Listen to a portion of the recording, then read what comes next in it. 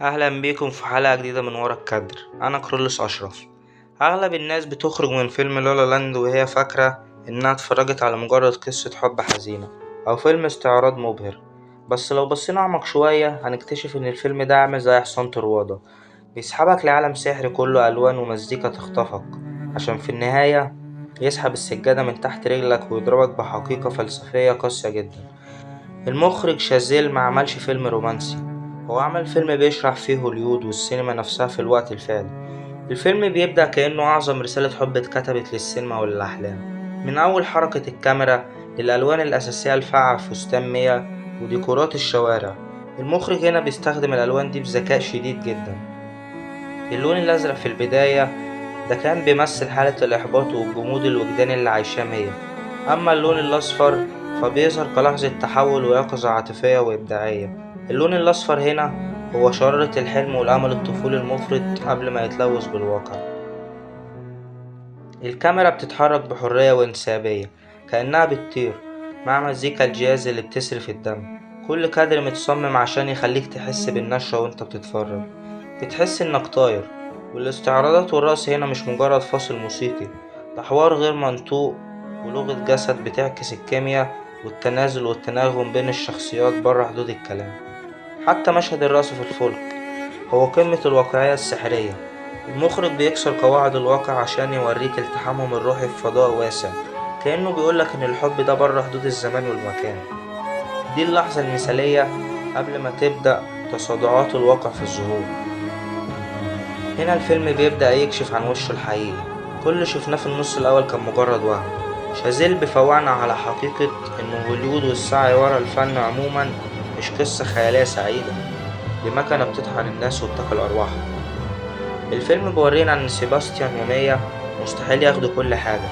الصناعة دي مش بتكافئك بالساهل، دي بتجبرك على التنازلات، بتعصرك وبتحطك في مواقف بتخلي الطموح الفني ياكل حتة من علاقتك باللي بتحبه.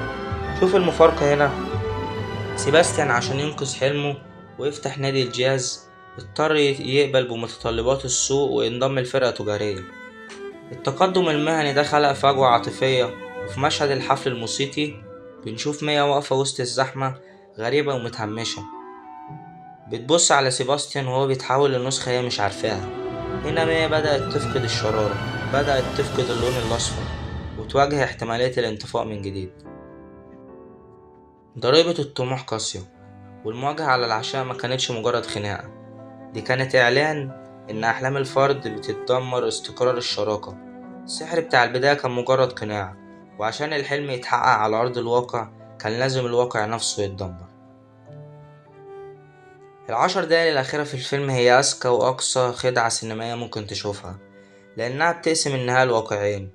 النهاية الحلم، المونتاج السريع اللي بنشوف فيه سيباستيان وميا بيفضلوا مع بعض وبتبقى نجمة وبيبنوا عيلة مثالية، دي بالظبط النهاية اللي الجمهور عايزها، نهاية هوليود الكلاسيكية المزيفة اللي اتربينا عليها.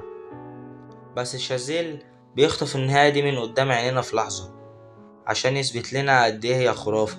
في الحقيقة التوقيت ما بيظبطش دايما، الإنسان بيختار طموحه ومستقبله على حساب توأم روحه. العبقرية هنا إن المخرج استخدم أكتر صنف سينمائي مليان خيال ومبالغة، اللي هو الأفلام الاستعراضية، عشان يدمر بيه أسطورة هوليود نفسها. الجمال المأساوي للفيلم كله بيتلخص في النظرة الأخيرة بين ميا وسيباستيان في نادي الجاز. النظرة دي بتقول آلاف الكلمات، دي مش نظرة ندم، دي نظرة فهم متبادل واعتراف بالواقع.